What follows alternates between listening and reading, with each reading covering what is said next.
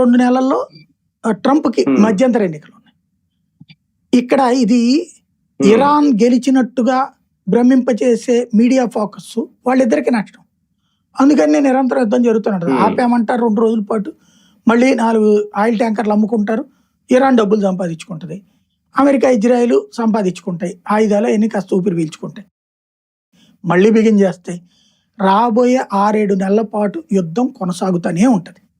మనం ప్రిపేర్ అయిపోవాలి. కాకపోతే ఓ రోజు శాంతి, ఓ రోజు దాడి, ఓ రోజు శాంతి, ఓ రోజు దాడి. నేను ఆడు మాట తప్పాడని ఈడంటాడు, ఈడు మాట తప్పాడని ఆడంటాడు, ఇద్దరు కొట్టుకు చేస్తారు.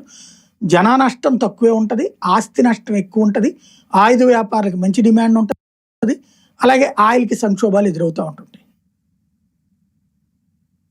ఇప్పటికే ఆయిల్ ధరలు పెరిగిపోయినాయి, కానీ భారత్కి కొంత ఊరట లభించినట్టు అని ఇందులో హార్మూజ్ విషయంలో అంటే బేసిక్గా మనకి పెరిగినాయి. కాకపోతే మనకి ఓ పక్కన ఇటు చెప్తున్నాడు, రెండో పక్కన మన షిప్ లాగినాయి. అక్కడ 8 షిప్ లాగున్నాయి. మళ్ళీ ఇక్కడ జరిగింది ఏంటంటే మనం ఇతర దేశాల నుండి తెప్పించుకుంటున్నవన్నీ వస్తున్నాయి, చుట్టూ తిప్పి తెచ్చుకున్నాయి.